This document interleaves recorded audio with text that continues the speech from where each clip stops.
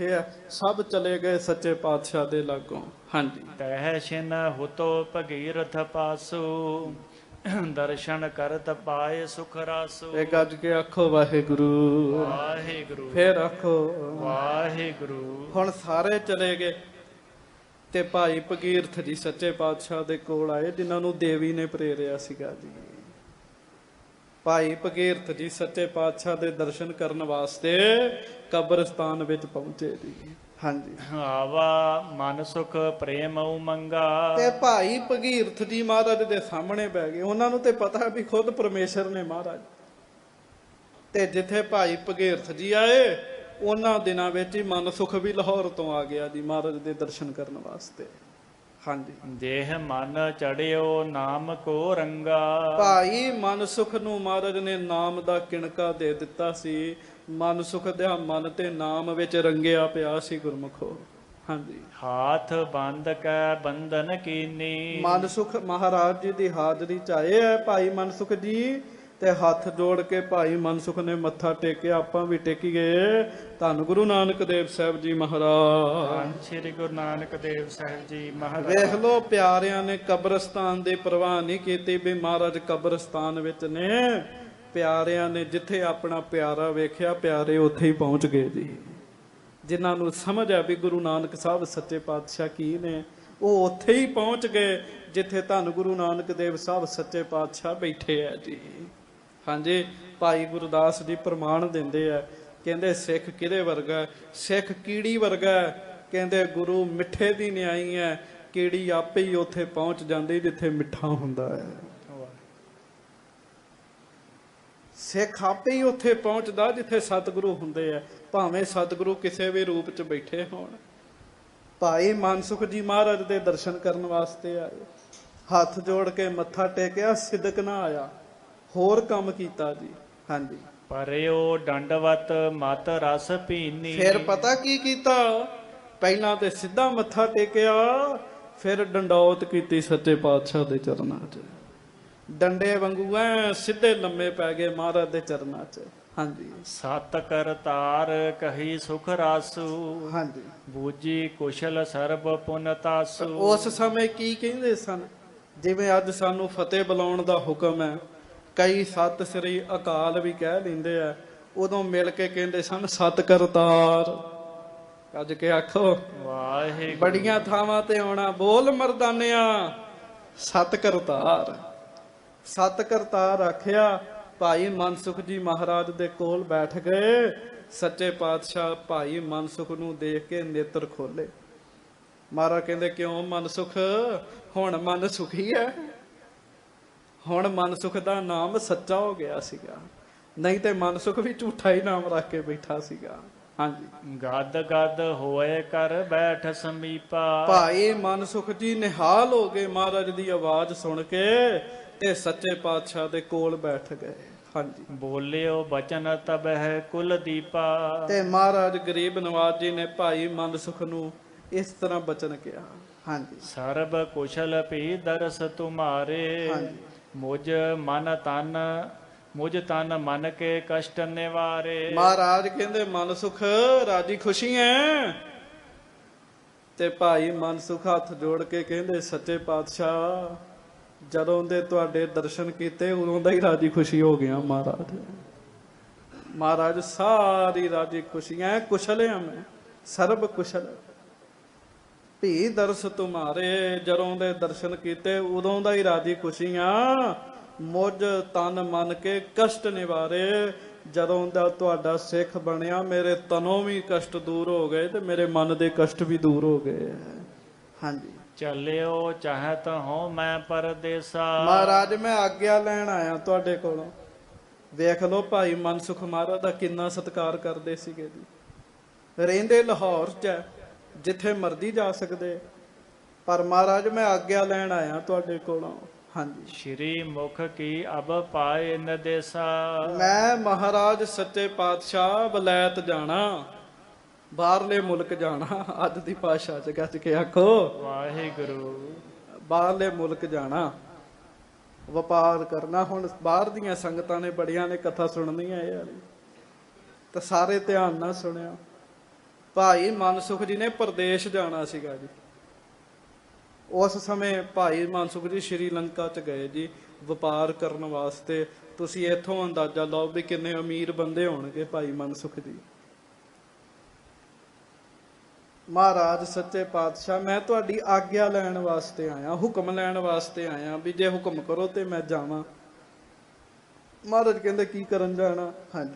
ਬਨਜ ਖੇਪ ਕੋ ਭਰ ਕਰ ਭਾਰੀ। ਮਹਾਰਾਜ ਮੈਂ ਵਪਾਰ ਕਰਨ ਚੱਲਾਂ। ਗੱਜ ਕੇ ਆਖੋ ਵਾਹਿਗੁਰੂ। ਆ ਸਿੰਘ ਇੱਕ ਦੱਸ ਰਿਹਾ ਸੀ ਵੀ ਗੁਰਮੁਖ ਬੈਠੇ ਤੇ ਇੱਕ ਸਿੰਘ ਇੱਥੇ ਬੜੀ ਵਧੀਆ ਉਹਦੀ ਤਨਖਾਹ ਜੀ 75,000 ਰੁਪਈਆ ਤੇ ਵਧੀਆ ਪੋਸਟ ਤੇ ਉਹ ਗੁਰਮੁਖਾਂ ਨੂੰ ਕਹਿੰਦਾ ਜੀ ਮੈਂ ਬਾਹਰ ਜਾਣਾ। ਉਹ ਕਹਿੰਦੇ ਕੀ ਕਰਨ ਜਾਣਾ? ਕਹਿੰਦਾ ਜੀ ਵਾਧੂ ਪੈਸੇ ਕਮਾਉਣ ਜਾਣਾ ਹੈ, ਇੰਨਿਆਂ ਚ ਗੁਜ਼ਾਰਾ ਨਹੀਂ ਹੈਗਾ। ਹਾਂਜੀ, ਇੱਥੇ ਜੇ ਤੇ ਭਾਵਨਾ ਸ਼ੁੱਧ ਹੁੰਦੀ ਆ, ਕਹਿੰਦੇ ਵਾਧੂ ਪੈਸੇ ਕਮਾ ਕੇ ਕੀ ਕਰੇਗਾ? ਕਹਿੰਦਾ ਜੀ ਸਿੰਘਾਂ ਵਾਸਤੇ ਜਹਾਜ਼ ਖਰੀਦਣਾ ਜਿਹਦੇ ਚ ਸ੍ਰੀ ਸਾਹਿਬ ਨਾਲ ਲਾਉਣੀ ਪਵੇ। ਗੱਜ ਕੇ ਆਖੋ 4.5 ਸਾਲ ਹੋ ਗਏ ਉੱਤੇ ਗਿਆ ਨੂੰ ਜੀ, ਮੁੜ ਕੋਈ ਸੰਦੇਸ਼ਾ ਹੀ ਨਹੀਂ ਆਇਆ ਜੀ ਉਹਦਾ ਜੀ ਵੀ ਜਹਾਜ਼ ਕਿੱਥੇ ਕੁ ਪਹੁੰਚ ਗਿਆ ਉਹ ਵਾਲਾ ਜੀ। ਹਾਂਜੀ, ਕਿਹੜੇ ਦੇਸ਼ ਚ ਤੁਰ ਫਿਰ ਰਿਹਾ ਜਹਾਜ਼ ਦੀ ਉਹ। ਤੇ ਵਿਦੇਸ਼ਾਂ ਚ ਜਾਣਾ, ਪੈਸਾ ਕਮਾਉਣ ਲਈ ਜਾਣਾ। ਭਾਈ ਮਨਸੁਖ ਜੀ ਵੀ ਉਹ ਕਰਨ ਚੱਲੇ, ਪਰ ਮਹਾਰਾਜ ਕੋ ਆਗਿਆ ਲੈਣ ਵਾਸਤੇ ਆਏ ਆ। ਸੱਚੇ ਪਾਤਸ਼ਾਹ ਮੈਨੂੰ ਆਗਿਆ ਦਿਓ, ਮਹਾਰਾਜ ਮੈਂ ਵਪਾਰ ਕਰਨ ਚੱਲਾਂ ਉੱਥੇ। ਹਾਂਜੀ। ਜਾਉ ਸੰਗਲਾ ਦੀਪ ਮਝਾਰੀ। ਮਹਾਰਾਜ ਕਹਿੰਦੇ ਕਿੱਥੇ ਕਿ ਜਾਣਾ? ਕਹਿੰਦੇ ਮਹਾਰਾਜ ਸੰਗਲਾ ਦੀਪ ਚ ਜਾਣਾ। ਸੰਗਲਾ ਦੀਪ ਸ਼੍ਰੀਲੰਕਾ ਵਿੱਚ ਹੈ। ਮਹਾਰਾਜ ਸੰਗਲਾ ਦੀਪ ਵਿੱਚ ਜਾਣਾ ਹੈ। ਹਾਂਜੀ। ਹੋਇਆ ਹੈ ਦਿਨ ਬਹੁ ਬਿਰਹੋ ਤੁਮਾਰਾ। ਤੇ ਮਹਾਰਾਜ ਸੱਚੇ ਪਾਤਸ਼ਾਹ ਬੜੇ ਦਿਨ ਲੱਗ ਜਾਣੇ ਤੇ ਵਿਛੋੜਾ ਪੈ ਜਾਣਾ ਹੈ। ਇੱਥੇ ਤੇ ਜਦੋਂ ਮਰਜ਼ੀ ਆ ਜਾਈਏ ਲਾਹੌਰ ਤੋਂ ਤੇ ਆ ਕੇ ਤੁਹਾਡੇ ਦਰਸ਼ਨ ਕਰ ਲਈਦੇ ਆ। ਦੂਰ ਜਾਣਾ ਤੇ ਮਹਾਰਾਜ ਦਰਸ਼ਨਾਂ ਦਾ ਵਿਛੋੜਾ ਪੈ ਜਾਣਾ। ਹਾਂਜੀ। ਉਚਰਹੁ ਆਪ ਸ਼ਬਦ ਸੁਖ ਸਾਰਾ। ਤੇ ਮਹਾਰਾਜ ਸੱਚੇ ਪਾਤਸ਼ਾਹ ਮੈਨੂੰ ਕੋਈ ਉਪਦੇਸ਼ ਦਿਓ, ਬਾਹਰ ਜਾ ਕੇ ਵਪਾਰ ਕਰਨ ਜਾਣਾ, ਕੀ ਕਰਿਆ ਕਰਾਂ? ਮਹਾਰਾਜ ਮੈਨੂੰ ਉਪਦੇਸ਼ ਦਿਓ। ਚਲੋ ਇੱਥੋਂ ਵਾਲੇ ਵੀ ਕਰਨ ਤੇ ਬਾਹਰ ਵਾਲੇ ਤੇ ਸੰਗਤਾਂ ਜ਼ਰੂਰ ਇਹ ਕੰਮ ਕਰਨ ਜਿਹੜੀ ਗੁਰੂ ਨਾਨਕ ਸਾਹਿਬ ਨੇ ਹੁਣ ਗੱਲ ਕਹਿਣੀ ਹੈ। ਹਾਂਜੀ। ਮੈਂ ਲਿਖ ਲਿਓ ਪਠੋਂ ਕਰ ਨੇਮਾ। ਮਹਾਰਾਜ ਮੈਨੂੰ ਵੀ ਕੋਈ ਸ਼ਬਦ ਦੱਸੋ, ਕੋਈ ਬਾਣੀ ਦੱਸੋ, ਮਹਾਰਾਜ ਮੈਂ ਉਹ ਬਾਣੀ ਲਿਖ ਲਵਾਂ। ਹਾਂਜੀ। ਜਿਨ ਤੇ ਵਧੇ ਗੁਰੂ ਪਗ ਪ੍ਰੇਮਾ। ਤੇ ਮੈਂ ਨਾ ਉਸ ਬਾਣੀ ਦਾ ਪਾਠ ਕਰਿਆ ਕਰਾਂਗਾ ਤਾਂ ਕਿ ਉਸ ਬਾਣੀ ਨੂੰ ਪੜ੍ਹ ਕੇ ਮੇਰਾ ਤੁਹਾਡੇ ਚਰਨਾਂ ਨਾਲ ਪਿਆਰ ਹੋਰ ਬਣੇ। ਮਹਾਰਾਜ ਮੈਨੂੰ ਵੀ ਕੋਈ ਸ਼ਬਦ ਦੱਸੋ ਤੇ ਮਹਾਰਾਜ ਮੈਂ ਉਹਦਾ ਜਾਪ ਕਰਿਆ ਕਰਾਂਗਾ ਉੱਥੇ ਜਾ ਕੇ। ਕੋਈ ਬਾਣੀ ਦੱਸੋ, ਪੜ੍ਹਿਆ ਕਰਾਂਗਾ। ਹਾਂਜੀ। ਸੁਨ ਕਰ ਬਚਨ ਦੀਨ ਦੁਖ ਭੰਜਨ। ਹਾਂਜੀ। ਉਚਰੇ ਰੁਚਰ ਸ਼ਬਦ ਜਨ ਰੰਜਨ। ਰੱਜ ਕੇ ਆਖੋ ਵਾਹਿਗੁਰੂ। ਫਿਰ ਮਹਾਰਾਜ ਨੇ ਭਾਈ ਮਨਸੁਖ ਨਾਲ ਬਚਨ ਕੀਤੇ ਤੇ ਸੁਣਿਓ ਸਾਰੇ ਧਿਆਨ ਨਾਲ। ਗਏ ਤੇ ਵਿਦੇਸ਼ਾਂ ਵਿੱਚ ਵਪਾਰ ਕਰਨ ਹੈ ਨਾ ਸਾਰੇ, ਜਿੱਥੇ ਜਿੱਥੇ ਮਹਾਰਾਜ ਨੇ ਕਿਸੇ ਦੀ ਰੋਜੀ ਲਿਖੀ ਹੈ ਤੇ ਮੁਬਾਰਕ ਹੈ। ਮਹਾਰਾਜ ਨੇ ਭਾਈ ਮਨਸੁਖ ਨੂੰ ਮਨਾ ਨਹੀਂ ਕੀਤਾ, ਪਰ ਮਹਾਰਾਜ ਸੱਚੇ ਪਾਤਸ਼ਾਹ ਨੇ ਕੁਝ ਤਰੀਕੇ ਦੱਸੇ ਕੀ ਕਰਨਾ ਹੈ ਜਾ ਕੇ। ਉਹ ਸੁਣੋ। ਸੁਣ ਕਰ ਬਚਨ ਦੀਨ ਦੁਖ ਭੰਜਨ, ਉਚਰੇ ਰੁਚਰ ਸ਼ਬਦ ਜਨ ਰੰਜਨ। ਮਹਾਰਾਜ ਗਰੀਬ ਨਵਾਜ ਜੀ ਨੇ ਕੁਝ ਸ਼ਬਦ ਦੱਸੇ ਜੀ ਉਹਨਾਂ ਨੂੰ। ਹੁਣ ਸ਼ਬਦ ਦਾ ਭਾਵ ਕੋਈ ਉਲਟੀ ਨਾ ਲੈ ਲਿਓ। ਸ਼ਬਦ ਦਾ ਭਾਵ ਹੈ ਕੁਝ ਬਾਣੀ ਉਚਾਰੀ ਤੇ ਮਹਾਰਾਜ ਕਹਿੰਦੇ ਮਨਸੁਖ ਇਹ ਬਾਣੀ ਪੜਿਆ ਕਰ। ਤੇ ਵਿਦੇਸ਼ ਵਿੱਚ ਰਹਿੰਦੇ ਆ, ਇੱਥੋਂ ਕਿਸੇ ਨੇ ਬਾਹਰ ਵੀ ਜਾਣਾ ਹੈ, ਪਿਆਰਿਓ ਜਿੱਥੇ ਜਾਣਾ ਮਹਾਰਾਜ ਦੀ ਬਾਣੀ ਪੜਿਆ ਕਰੀਏ। ਬਾਣੀ ਦਾ ਪ੍ਰਤਾਪ ਹੈ ਸਾਰਾ। ਹਾਂਜੀ। ਸ਼੍ਰੀ ਕਰਤਾਰ ਗੁਰੂ ਵਡਿਆਈ, ਭਗਤ ਬਿਰਕਤ ਹੈ ਗਿਆਨ ਮਿਲਾਈ। ਗੱਜ ਕੇ ਆਖੋ ਵਾਹਿਗੁਰੂ। ਮਹਾਰਾਜ ਕਹਿੰਦੇ ਮਨਸੁਖ ਇਹ ਸਾਰੀਆਂ ਦਾਤਾਂ ਕਰਤਾਰ ਦੀਆਂ ਨੇ, ਕਰਤਾਰ ਦੀਆਂ ਨੇ। ਪਹਿਲੀ ਗੱਲ ਸਾਧ ਸੰਗਤ ਦੀ ਗੁਜ਼ਾਰੇ ਮਾਤਰ ਧਨ ਮਿਲ ਜਾਣਾ, ਕਿਸੇ ਨੂੰ ਗੁਜ਼ਾਰਾ ਹੋਈ ਜਾਣਾ, ਇਹ ਵੀ ਤੇ ਵਾਹਿਗੁਰੂ ਦੀ ਦਾਤ ਹੈ। ਨਹੀਂ ਤੇ ਗੁਜ਼ਾਰਾ ਹੋਣਾ ਔਖਾ ਹੋਇਆ ਪਿਆ ਜੀ। ਮਹਾਰਾਜ ਕਹਿੰਦੇ ਮਨ ਸੁਖ ਸ਼ਬਦ ਲਿਖ ਲੈ ਤੇ ਪੜਿਆ ਕਰ, ਤੇ ਗੁਰਬਾਣੀ ਪੜਿਆ ਕਰ। ਇਹ ਸਾਰੀ ਕਰਤਾ ਪੁਰਖ ਵਾਹਿਗੁਰੂ ਦੀ ਵਡਿਆਈ ਹੈ, ਤੇ ਇਸ ਵਡਿਆਈ ਦੇ ਨਾਲ ਹੀ ਗਿਆਨ ਦੀ ਪ੍ਰਾਪਤੀ ਹੁੰਦੀ ਹੈ। ਭਾਵ ਇਸ ਵਡਿਆਈ ਵਿੱਚ ਰਹਿ ਕੇ ਸਿਮਰਨ ਕਰਨਾ, ਬਾਣੀ ਪੜ੍ਹਨੀ, ਉਹਦੇ ਨਾਲ ਬ੍ਰਹਮ ਗਿਆਨ ਮਿਲਦਾ ਹੈ। ਹਾਂਜੀ, ਅਸ ਬਾਣੀ ਮਨ ਸੁਖ ਲਿਖ ਲੀਨੀ। ਜਿਹੜੀ ਮਹਾਰਾਜ ਨੇ ਉਰੋਂ ਬਾਣੀ ਉਚਾਰੀ ਨਾ, ਤੇ ਭਾਈ ਮਨਸੁਖ ਜੀ ਨੇ ਉਹ ਸ਼ਬਦ ਲਿਖ ਲਏ ਜੀ, ਉਹ ਸ਼ਬਦ ਲਿਖ ਲਏ ਜੀ, ਭਾਵ ਉਹ ਗੁਰਬਾਣੀ ਲਿਖ ਲਈ ਜੀ। ਹਾਂਜੀ, ਪੜ ਕਰ ਪਰਮ ਪ੍ਰੇਮ ਮਤ ਭੀਨੀ। ਜਦੋਂ ਉਹਨੇ ਸ਼ਬਦ ਪੜ੍ਹੇ ਭਾਈ ਮਨਸੁਖ ਜੀ ਨੇ, ਤੇ ਭਾਈ ਮਨਸੁਖ ਜੀ ਦਾ ਮਨ ਗੁਰੂ ਪ੍ਰੇਮ ਵਿੱਚ ਰੰਗਿਆ ਗਿਆ ਜੀ। ਹਾਂਜੀ, ਬਹੁਰੋ ਬੋਲੇ ਗੁਰੂ ਉਦਾਰਾ। ਹੁਣ ਮਹਾਰਾਜ ਕਹਿੰਦੇ ਮਨਸੁਖ ਇਹ ਬਾਣੀ ਪੜ੍ਹਨੀ ਕਿਵੇਂ ਹੈ, ਇਹ ਵੀ ਮਰਜ਼ਾਦਾ ਸਿੱਖ ਲਾ। ਮਹਾਰਾਜ ਕਹਿੰਦੇ ਇਹ ਬਾਣੀ ਪੜ੍ਹਨੀ ਕਿਵੇਂ, ਗੱਜ ਕੇ ਆਖੋ ਵਾਹਿਗੁਰੂ। ਜਿੰਨੇ ਬੈਠੇ ਸਾਰੇ ਆਖੋ ਪ੍ਰੇਮ ਨਾਲ। ਹੁਣ ਬਾਣੀ ਪੜ੍ਹਨੀ ਕਿਵੇਂ? ਪਹਿਲੇ ਸਿੱਖ ਨੇ ਭਾਈ ਮਨਸੁਖ ਜੀ, ਜਿਨ੍ਹਾਂ ਨੂੰ ਮਹਾਰਾਜ ਸੱਚੇ ਪਾਤਸ਼ਾਹ ਨੇ ਜੁਗਤ ਮਰਜ਼ਾਦਾ ਦੱਸੀ ਹੈ, ਜੁਗਤ ਮਰਜ਼ਾਦਾ ਦੱਸੀ ਹੈ। ਹਰ ਕੰਮ ਜੁਗਤੀ ਦੇ ਨਾਲ ਹੋਵੇ, ਮਰਜ਼ਾਦਾ ਦੇ ਨਾਲ ਹੋਵੇ, ਫਲੀਭੂਤ ਹੁੰਦਾ ਹੈ ਹਰ ਉਹ ਕੰਮ। ਮਹਾਰਾਜ ਕਹਿੰਦੇ ਸੁਣ ਲੈ ਮਨਸੁਖ, ਇਹ ਬਾਣੀ ਪੜ੍ਹਨੀ ਕਿਵੇਂ ਹੈ। ਹਾਂਜੀ, ਮੱਝੋ ਨਿਸਾ ਜਾਮ ਸੁਭ ਬਾਰਾ। ਸਵੇਰੇ ਸਵਖਤੇ ਉੱਠ ਕੇ ਪੈਰ ਰਾਤ ਰਹਿੰਦਿਆਂ ਉੱਠਣਾ ਤੇ ਉੱਠ ਕੇ ਇਸ਼ਨਾਨ ਕਰਨਾ ਹੈ। ਅੱਜ ਕੇ ਆਖੋ ਵਾਹਿਗੁਰੂ। ਅੰਮ੍ਰਿਤ ਵੇਲੇ ਉੱਠ ਕੇ ਇਸ਼ਨਾਨ ਕਰਨਾ। ਮੈਂ ਵੇਖਿਆ ਸੰਗਤ ਜੀ, ਸਿੱਖੀ ਦੀਆਂ ਗੱਲਾਂ ਕਰਨ ਵਾਲੇ ਉਹ ਵੀ ਇਹ ਮਰਜ਼ਾਦਾ ਨੂੰ ਕਮਾਉਂਦੇ ਨਹੀਂ ਹੈਗੇ। ਇਹ ਮਹਾਰਾਜ ਜੀ ਸਾਡੇ ਗਰੀਬਾਂ ਤੇ ਕਿਰਪਾ ਕਰ ਦੇਣ ਵੀ ਅੰਮ੍ਰਿਤ ਵੇਲੇ ਉੱਠ ਕੇ ਬਾਣੀ ਪੜ੍ਹਾ ਲੈਣ, ਨਹੀਂ ਤੇ ਮੁਸ਼ਕਲ ਹੀ ਹੈ ਜੀ। ਮਹਾਰਾਜ ਕਹਿੰਦੇ ਜਿਹੜੇ ਤੈਨੂੰ ਸ਼ਬਦ ਦਿੱਤੇ ਨਾ, ਬਾਣੀ ਦਿੱਤੀ ਹੈ, ਅੰਮ੍ਰਿਤ ਵੇਲੇ ਉੱਠ ਕੇ ਇਸ਼ਨਾਨ ਕਰਨਾ ਪਹਿਲਾਂ। ਹਾਂਜੀ, ਤਜ ਆਲਸ ਜਾਗੋ ਤੇ ਕਾਲਾ। ਆਲਸ ਛੱਡ ਦੇਣਾ ਤਾਂ ਅੰਮ੍ਰਿਤ ਵੇਲੇ ਜਾਗਣਾ। ਮਹਾਰਾਜ ਕਹਿੰਦੇ ਹਾਂਜੀ, ਪੜ੍ਹੋ ਤਬੇ ਫਲ ਹੋ ਤਬੇ ਸਾਲਾ। ਇਸ਼ਨਾਨ ਪਾਨ ਕਰਕੇ ਸਾਵਧਾਨ ਹੋ ਕੇ ਫਿਰ ਇਸ ਬਾਣੀ ਦਾ ਪਾਠ ਕਰੀ, ਤੈਨੂੰ ਬੜਾ ਵੱਡਾ ਫਲ ਮਿਲੇਗਾ। ਗੱਜ ਕੇ ਆਖੋ ਵਾਹਿਗੁਰੂ। ਬੜਾ ਵੱਡਾ ਫਲ ਮਿਲੇਗਾ। ਤੇ ਕੋਸ਼ਿਸ਼ ਕਰਨੀ ਚਾਹੀਦੀ ਹੈ ਸੰਗਤ ਜੀ।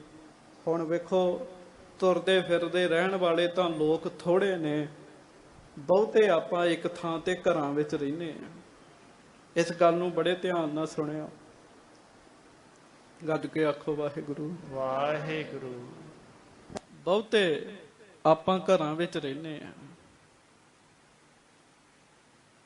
ਤੇ ਹਰ ਰੋਜ਼ ਘਰ 'ਚ ਥਾਂ ਰੱਖੋ ਇੱਕ, ਜਿੱਥੇ ਇਸ਼ਨਾਨ ਕਰਕੇ ਬੈਠ ਕੇ ਗੁਰਬਾਣੀ ਦਾ ਪਾਠ ਕਰਨਾ ਹੈ। ਉਹ ਥਾਂ ਵੀ ਚਾਰਜ ਹੋ ਜਾਂਦੀ ਹੈ। ਇਹ ਨਹੀਂ ਵੀ ਅੱਜ ਇੱਥੇ ਬਹਿ ਕੇ ਕਰ ਲਿਆ, ਅੱਜ ਇੱਥੇ ਬਹਿ ਕੇ ਕਰ ਲਿਆ, ਅੱਜ ਇੱਥੇ ਬਹਿ ਕੇ ਕਰ ਲਿਆ। ਜੇ ਤਾਂ ਸਾਧ ਸੰਗਤ ਬਹੁਤੀ ਇਕਾਗਰਤਾ ਤੇ ਰਸ ਲੈਣਾ, ਆਰੰਭਤਾ ਵਾਸਤੇ ਜ਼ਰੂਰੀ ਹੈ। ਬਾਅਦ ਵਿੱਚ ਜਦੋਂ ਬੜੇ ਸਾਲ ਹੋ ਜਾਂਦੇ ਆ ਲੱਗਿਆਂ ਜਦੋਂ ਅੰਦਰ ਰਸ ਇਕੱਠਾ ਹੋ ਜਾਂਦਾ ਹੈ, ਫਿਰ ਬੰਦਾ ਜਿੱਥੇ ਵੀ ਬਹਿ ਕੇ ਲੱਗਾ ਰਹੇ ਉੱਥੇ ਰਸ ਬਣ ਜਾਂਦਾ ਜੀ। ਉਂਝ ਇੱਕ ਥਾਂ ਰੱਖੋ ਪੱਕੀ, ਜਿੱਥੇ ਅੰਮ੍ਰਿਤ ਵੇਲੇ ਉੱਠ ਕੇ ਇਸ਼ਨਾਨ ਕਰਕੇ ਉਸ ਥਾਂ ਤੇ ਬਹਿ ਕੇ ਬਾਣੀ ਪੜ੍ਹਨੀ ਹੈ। ਤੁਸੀਂ ਵੇਖਿਓ 1 ਮਹੀਨੇ ਤੋਂ ਪਹਿਲਾਂ ਉਹ ਥਾਂ ਨੇ ਚਾਰਜ ਹੋ ਜਾਣਾ ਜੀ। 1 ਮਹੀਨੇ ਤੋਂ ਪਹਿਲਾਂ ਤੇ ਫਿਰ ਤੁਸੀਂ ਜਾ ਕੇ ਬਹਿਣਾ ਹੀ ਹੈ, ਤੇ ਬਾਣੀ ਆਪੇ ਸ਼ੁਰੂ ਹੋ ਜਾਣੀ। ਗੱਜ ਕੇ ਆਖੋ ਵਾਹਿਗੁਰੂ। ਬਹਿਣਾ ਹੀ ਹੈ ਤੇ ਬਾਣੀ ਆਪੇ ਸ਼ੁਰੂ ਹੋ ਜਾਣੀ ਜੀ। ਇੱਕ ਥਾਂ ਰੱਖੋ ਪੱਕੀ। ਮਹਾਰਾਜ ਕਹਿੰਦੇ ਇਹਦੇ ਨਾਲ ਵੱਡਾ ਫਲ ਪ੍ਰਾਪਤ ਹੋਏਗਾ। ਹਾਂਜੀ, ਇੱਕ ਮਨ ਹੋਏ ਕੈ ਪ੍ਰੀਤ ਸਮੇਤਾ। ਫਿਰ ਪੜ੍ਹਨੀ ਕਿਵੇਂ ਹੈ ਬਾਣੀ? ਮਨਸੁਖ, ਜਿਹੜੀ ਤੂੰ ਬਾਣੀ ਲਿਖੀ ਆ, ਪੜ੍ਹਨੀ ਕਿਵੇਂ? ਇਹ ਥੋੜੀ ਵੀ ਇਹ ਵੀ ਕੰਮ ਕਰੀ ਜਾਓ, ਇਹ ਵੀ ਕਰੀ ਜਾਓ, ਤੇ ਇੰਜ ਕਰੀ ਜਾਓ ਤੇ ਕਰੀ ਜਾਓ। ਨਹੀਂ, ਜਦੋਂ ਬਾਣੀ ਪੜ੍ਹਨੀ ਹੈ ਸਾਵਧਾਨ ਹੋ ਕੇ ਬੈਠ ਕੇ ਇੱਕ ਮਨ ਇੱਕ ਚਿੱਤ ਹੋ ਕੇ ਪੜ੍ਹਨੀ ਹੈ। ਗੱਜ ਕੇ ਆਖੋ ਵਾਹਿਗੁਰੂ। ਇੱਕ ਮਨ ਇੱਕ ਚਿੱਤ ਹੋ ਕੇ ਪੜ੍ਹਨੀ। ਤੇ ਮਾਫ ਕਰਿਓ, ਜਦੋਂ ਜਪਜੀ ਸਾਹਿਬ ਸ਼ੁਰੂ ਕਰਦੇ ਆ, ਜਿਹੜੀਆਂ ਗੱਲਾਂ ਨਹੀਂ ਵੀ ਚੇਤੇ ਆਉਣੀਆਂ ਹੁੰਦੀਆਂ ਉਹ ਵੀ ਆਈ ਜਾਂਦੀਆਂ ਜੀ। ਕਿਵੇਂ ਬਾਤ ਬਣੇਗੀ? ਐ ਸਾਵਧਾਨ ਹੋ ਕੇ ਪਿਆਰ ਦੇ ਨਾਲ ਇੱਕ ਮਨ ਇੱਕ ਚਿੱਤ ਹੋ ਕੇ ਪਾਠ ਕਰਨਾ ਹੈ। ਹਾਂਜੀ। ਗੁਣ ਹੋ ਤਾ ਪਾਵਹੁ ਬ੍ਰਹਮ ਨਿਕੇਤਾ। ਸੱਚੇ ਪਾਤਸ਼ਾਹ ਗਰੀਬ ਨਵਾਜ ਕਹਿਣ ਲੱਗੇ, ਜੇ ਤੁਸੀਂ ਇਸ ਤਰ੍ਹਾਂ ਕਰੋਗੇ ਤਾਂ ਫਿਰ ਗੁਰਬਾਣੀ ਦੇ ਕਿਰਪਾ ਦੇ ਨਾਲ ਤੁਹਾਨੂੰ ਬ੍ਰਹਮ ਗਿਆਨ ਮਿਲੇਗਾ। ਬੜੇ ਬੜੇ ਬ੍ਰਹਮ ਗਿਆਨੀ ਦੇਖੇ ਸਾਧ ਸੰਗਤ ਜੀ, ਉਹਨਾਂ ਦੇ ਜੀਵਨ ਪੜ੍ਹ ਕੇ ਗੁਰਬਾਣੀ ਪੜ੍ਹਨ ਦੇ ਨਿਯਮ ਦੇ ਬੜੇ ਪੱਕੇ ਸਨ ਜੀ। ਉਹ ਜੀ ਬੜੇ ਪੱਕੇ ਸਨ ਜੇ। ਚਲੋ ਇਹ ਗੱਲਾਂ ਤਾਂ ਕਰ ਰਹੇ ਆ ਤਾਂ ਕਿ ਮੇਰੇ ਮਨ 'ਚ ਵੀ ਉਦਮ ਆਵੇ ਤੇ ਤੁਹਾਡੇ ਮਨ ਵਿੱਚ ਵੀ ਆਵੇ। ਅਸੀਂ ਸੰਸਾਰੀ ਬੰਦੇ ਆ, ਢਿੱਲ ਜ਼ਬਰਦਸਤੀ ਹੋ ਜਾਂਦੀ ਹੈ। ਸੰਸਾਰੀ ਬੰਦੇ ਜੋ ਹੋਏ, ਬੜੇ ਬੜੇ ਮਹਾਂਪੁਰਖ ਵੇਖੇ ਐ ਪੱਕੇ ਟਾਈਮ ਤੇ ਉਹਨਾਂ ਨੇ ਬਹਿ ਜਾਣਾ। ਮਹਾਰਾਜ ਕਹਿੰਦੇ ਤੁਸੀਂ ਐਸਾ ਕਰੋ, ਗੁਰਬਾਣੀ ਦੀ ਕਿਰਪਾ ਨਾਲ ਬ੍ਰਹਮ ਗਿਆਨ ਪ੍ਰਾਪਤ ਹੋ ਜਾਂਦਾ ਬੰਦੇ ਨੂੰ। ਹਾਂਜੀ। ਕਰਹੁ ਤਿਹਾਵਲ ਹੋਵਤ ਭੋਰਾ। ਮਹਾਰਾਜ ਕਹਿੰਦੇ ਫਿਰ ਮਨਸੁਖ ਅੰਮ੍ਰਿਤ ਵੇਲੇ ਉੱਠ ਕੇ ਕੜਾਹ ਪ੍ਰਸ਼ਾਦ ਬਣਾਇਆ ਕਰ। ਅੰਮ੍ਰਿਤ ਵੇਲੇ ਉੱਠ ਕੇ ਕੜਾਹ ਪ੍ਰਸ਼ਾਦ ਬਣਾਇਆ ਕਰ। ਹਾਂਜੀ। ਪਾਠ ਅਰਦਾਸ ਜੁਗਮ ਕਰ ਜੋਰਾ। ਤੇ ਗੁਰਬਾਣੀ ਪੜ੍ਹ ਕੇ ਦੋਵੇਂ ਹੱਥ ਜੋੜ ਕੇ ਅਰਦਾਸ ਕਰਿਆ ਕਰ। ਗੱਜ ਕੇ ਆਖੋ ਵਾਹਿਗੁਰੂ। ਆ ਹੁਣ ਵਿਦੇਸ਼ਾਂ ਵਾਲੇ ਸਾਰੇ ਹੀ ਸੁਣ ਲਓ। ਅੰਮ੍ਰਿਤ ਵੇਲੇ ਉੱਠ ਕੇ ਬਾਣੀ ਪੜ੍ਹਨੀ, ਕੜਾਹ ਪ੍ਰਸ਼ਾਦ ਤਿਆਰ ਕਰਨਾ, ਹੱਥ ਜੋੜ ਕੇ ਅਰਦਾਸ ਕਰਨੀ, ਆਪੇ ਸਾਰੇ ਕੰਮ ਰਾਸ ਹੋ ਜਾਂਦੇ। ਤੇ ਹੁਣ ਇੱਥੋਂ ਵਾਲੇ ਕਿਤੇ ਢਿੱਲਾ ਪੈਰਾ ਨਾ ਵਰਤਾ ਲਿਓ ਵੀ ਕੋਈ ਨਹੀਂ ਉਹਨਾਂ ਨੂੰ ਹੀ ਕਿਹਾ, ਸਾਨੂੰ ਥੋੜੀ ਆਖਿਆ। ਇਹ ਸਾਰਿਆਂ ਵਾਸਤੇ ਹੀ ਹੈ। ਹਾਂਜੀ। ਬਹੁਰ ਬਾਟ ਅਚਮਨ ਨਿਜ ਕੀਜੈ। ਫਿਰ ਲੋਕਾਂ ਵਿੱਚ ਵੰਡ ਕੇ ਛਕਣਾ। ਮਹਾਰਾਜ ਕਹਿੰਦੇ ਵੰਡ ਕੇ ਛਕਣਾ। ਹਾਂਜੀ। ਦਿਵਸ ਉਗੇ ਬਨ ਜਹ ਮਨ ਦੀਜੈ। ਆਪ ਵੀ ਸੇਵਨ ਕਰਨਾ, ਉਹ ਕੜਾਹ ਪ੍ਰਸ਼ਾਦ ਛਕਣਾ ਤੇ ਹੋਰਨਾਂ ਨੂੰ ਵੀ ਛਕਾਉਣਾ। ਮਹਾਰਾਜ ਕਹਿੰਦੇ ਕੜਾਹ ਪ੍ਰਸ਼ਾਦ। ਹਾਂਜੀ। ਸੰਧਿਆ ਕਾਲਹਿ ਪੜੋ ਬਹੋਰੀ। ਸ਼ਾਮ ਹੋਣ ਤੇ ਫਿਰ ਗੁਰਬਾਣੀ ਪੜ੍ਹਨੀ ਹੈ। ਮਹਾਰਾਜ ਕਹਿੰਦੇ ਹਾਂਜੀ। ਮਤ ਨਿਤ ਰਾਖੋ ਭਗਤ ਹੈ ਬੋਰੀ। ਤੇ ਇਸ ਤਰੀਕੇ ਨਾਲ ਜਿਹੜੀ ਤੁਹਾਡੀ ਮੱਤ ਹੈ ਉਹ ਭਗਤੀ 'ਚ ਡੁੱਬੀ ਰਹੇਗੀ। ਸਵੇਰ ਲਈ ਪੜ੍ਹਦੀ ਤੇ ਆਪੇ ਸ਼ਾਮ ਦੀ ਚਿੰਤਾ ਲੱਗ ਜਾਣੀ ਵੀ ਸ਼ਾਮੀ ਵੀ ਪਾਠ ਕਰਨਾ ਹੈ। ਸ਼ਾਮ ਦਾ ਕੀਤਾ ਤੇ ਰਾਤ ਦਾ ਹੋ ਜਾਏ, ਤੇ ਜੇ ਰਾਤ ਦਾ ਕੀਤਾ ਤੇ ਪਿਆਰਿਓ ਦਿਨ ਦੀ ਫਿਕਰ ਹੋਏ ਵੀ ਦਿਨੇ ਵੀ ਪਾਠ ਕਰਨਾ ਹੈ। ਹਾਂਜੀ। ਜਬ ਕੋ ਅਟਕ ਜਾਏ ਵੱਡ ਕਾਜੂ। ਜਿਹੜਾ ਸਿੱਖ ਇਸ ਤਰੀਕੇ ਨਾਲ ਕਰਦਾ ਰਹੇਗਾ, ਮਹਾਰਾਜ ਕਹਿੰਦੇ ਉਹਦਾ ਕੋਈ ਕੰਮ ਅੜ ਜਾਵੇ, ਬੜਾ ਵੱਡਾ ਕੰਮ ਅੜ ਜਾਵੇ। ਬੜੇ ਧਿਆਨ ਨਾਲ ਸੁਣਿਓ। ਹਾਂਜੀ। ਸਿਮਰਹੁ ਸਤਿਗੁਰੂ ਹੋਏ ਸੁਖ ਕਾਜੂ। ਤੇ ਫਿਰ ਉਹ ਇਸ ਤਰੀਕੇ ਨਾਲ ਸਤਿਗੁਰੂ ਜੀ ਦਾ ਸਿਮਰਨ ਕਰੇ ਔਰ ਇਹ ਸਭ ਅੜੇ ਹੋਏ ਕੰਮ ਸਿੱਧੇ ਹੋ ਜਾਣਗੇ। ਅੰਮ੍ਰਿਤ ਵੇਲੇ ਉੱਠ ਕੇ ਇਸ਼ਨਾਨ ਕਰਕੇ ਰੋਜ਼ ਪਿਆਰ ਨਾਲ ਇੱਕ ਮਨ ਇੱਕ ਚਿੱਤ ਹੋ ਕੇ ਬਾਣੀ ਪੜ੍ਹੇ, ਕੜਾਹ ਪ੍ਰਸ਼ਾਦ ਕਰੇ, ਸਭ ਕੰਮ ਸੁਧਰ ਜਾਣਗੇ ਉਹਦੇ। ਹਾਂਜੀ। ਅਸ ਪ੍ਰਕਾਰ ਕੋ ਸੁਨੇ ਉਪਦੇਸਾ। ਗਮਨਿਓ ਸਤਿਗੁਰ ਪਾਏ ਨਿਦੇਸਾ। ਤੇ ਇਸ ਤਰੀਕੇ ਨਾਲ ਰਹਿਤ ਦੱਸੀ ਸੱਚੇ ਪਾਤਸ਼ਾਹ ਨੇ ਭਾਈ ਮਨਸੁਖ ਜੀ ਨੂੰ। ਹਾਂਜੀ। ਗਇਓ ਸੰਗਲਾ ਦੀਪ ਸਥਾਨਾ। ਤੇ ਫਿਰ ਭਾਈ ਮਨਸੁਖ ਜੀ ਇਹ ਰਹਿਤ ਲੈ ਕੇ ਫਿਰ ਸੰਗਲਾ ਦੀਪ ਗਏ ਜੀ। ਗੱਜ ਕੇ ਆਖੋ ਵਾਹਿਗੁਰੂ। ਬਾਣੀ ਲਿਖ ਕੇ ਲੈ ਗਏ, ਸੰਗਲਾ ਦੀਪ 'ਚ ਜਾ ਕੇ ਬਾਣੀ ਪੜਿਆ ਕਰਨਾ। ਹਾਂਜੀ। ਬਹੁਰ ਭਗੀਰਥ ਕੋ ਗੁਣ ਖਾਨਾ। ਤੇ ਭਗੀਰਥ ਜੀ ਗੁਣਾਂ ਦੀ ਖਾਨ, ਉਹ ਵੀ ਮਹਾਰਾਜ ਦੇ ਕੋਲ ਬੈਠੇ ਸਨ। ਹਾਂਜੀ। ਆਇਸ ਦੀਨ ਸਦਨ ਅਬ ਜਾਵੋ। ਹਿਰਦੈ ਸਦਾ ਨਾਮ ਲਿਵ ਲਾਵੋ। ਮਹਾਰਾਜ ਗਰੀਬ ਨਵਾਜ ਜੀ ਨੇ ਭਗੀਰਥ ਜੀ ਨੂੰ ਆਖਿਆ। ਮਹਾਰਾਜ ਕਹਿੰਦੇ ਭਗੀਰਥ ਜੀ ਇਹ ਤੁਸੀਂ ਵੀ ਹੁਣ ਆਓ ਤੇ ਹਿਰਦੇ ਵਿੱਚ ਨਾਮ ਨੂੰ ਹੀ ਸਿਮਰਨਾ, ਨਾਮ ਦਾ ਧਿਆਨ ਜੋੜਨਾ। ਅਸੀਂ ਸਦਾ ਹੀ ਤੁਹਾਡੇ ਨਾਲ ਹੈ। ਸਰੀਰ ਦੇ ਨਾਲ ਗੁਰੂ ਨਾਨਕ ਸਾਹਿਬ ਨੇ ਨਹੀਂ ਜੋੜਿਆ ਆਪਣੇ। ਮਹਾਰਾਜ ਨੇ ਜਿਹਨੂੰ ਉਪਦੇਸ਼ ਦਿੱਤਾ ਨਾਮ ਦਾ ਦਿੱਤਾ, ਬਾਣੀ ਦਾ ਦਿੱਤਾ ਜੀ। ਜਿਹਨੂੰ ਵੀ ਉਪਦੇਸ਼ ਦਿੱਤਾ ਬਾਣੀ ਦਾ ਦਿੱਤਾ ਤੇ ਨਾਮ ਦਾ ਦਿੱਤਾ। ਸੋ ਗਰੀਬ ਨਵਾਜ ਸੱਚੇ ਪਾਤਸ਼ਾਹ ਕਰਨ ਕਿਰਪਾ।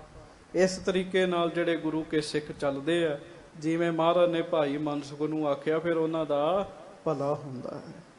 ਪਿਆਰ ਨਾਲ ਗੱਜ ਕੇ ਆਖੋ ਸਾਰੀ ਸੰਗਤ ਵਾਹਿਗੁਰੂ ਵਾਹਿਗੁਰੂ। ਇੱਕ ਬੇਨਤੀ ਸੁਣ ਕੇ ਜਾਇਓ 2 ਮਿੰਟ ਸਾਰੀ ਸੰਗਤ। ਜਦੋਂ ਕਥਾ ਆਰੰਭ ਹੋਈ ਸੀਗੀ 10-12 ਸਾਲ ਪਹਿਲਾਂ ਇੱਥੇ ਇਹ 2 ਸਰੋਤੇ ਸਨ ਜੀ ਕਥਾ ਸੁਣਨ ਵਾਲੇ। ਇੱਥੇ 2 ਪੱਕੇ ਨਿਜਮੀ ਜੀ, 2 ਸਰੋਤੇ ਜੀ। ਆ ਟੰਡਨ ਨਗਰ ਭਾਈ ਸੁਖਵਿੰਦਰ ਸਿੰਘ ਜੀ ਜੰਗਮੈਨ ਟੇਲਰ ਮਾਸਟਰ, ਇੱਕ ਉਹਨਾਂ ਦੇ ਪਤਨੀ ਤੇ ਇੱਕ ਉਹਨਾਂ ਦੇ ਭਰਜਾਈ। ਇਹ 2 ਸਨ ਜੀ ਪੱਕੇ ਸਰੋਤੇ। ਉਦੋਂ ਸ਼ਾਮੀ ਰਹਿਰਾ ਸਾਹਿਬ ਤੋਂ ਪਹਿਲਾਂ ਕਥਾ ਹੁੰਦੀ ਸੀਗੀ ਤੇ ਉਦੋਂ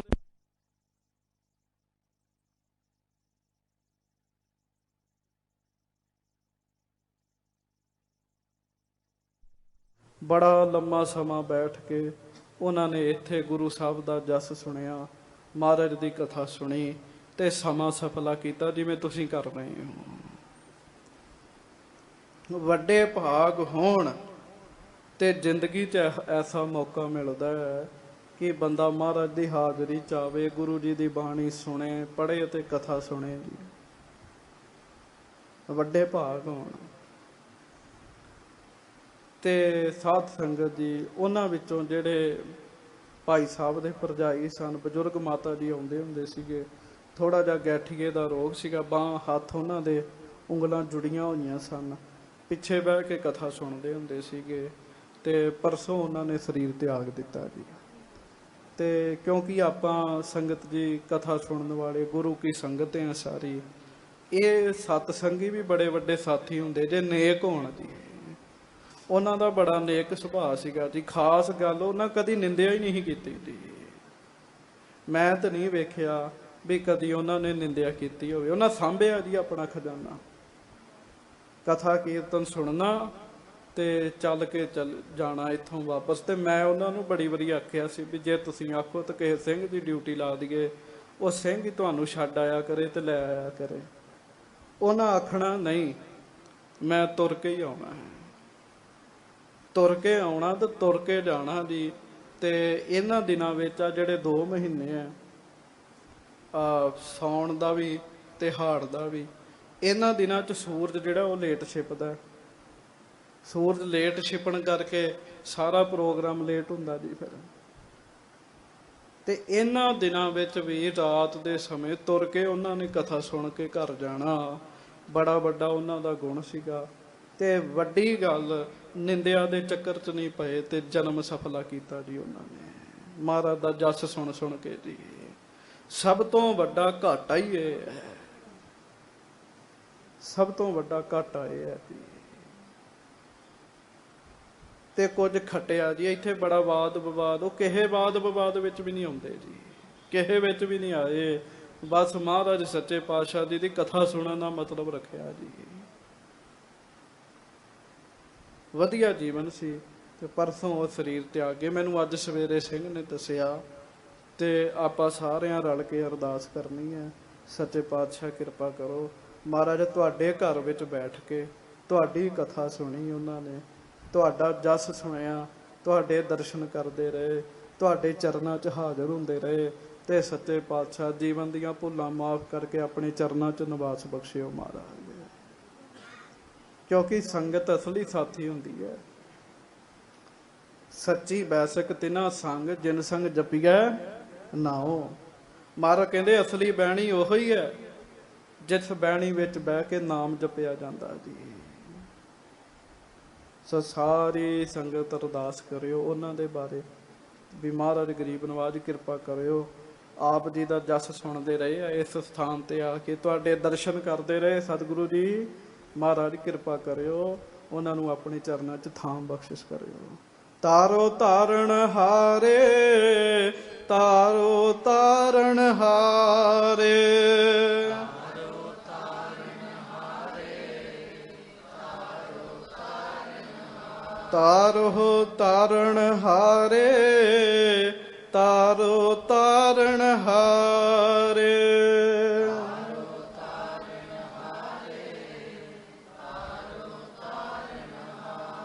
ਤਾਰੋ ਤਾਰਨ ਹਾਰੇ, ਤਾਰੋ ਤਾਰਨ ਹਾਰੇ।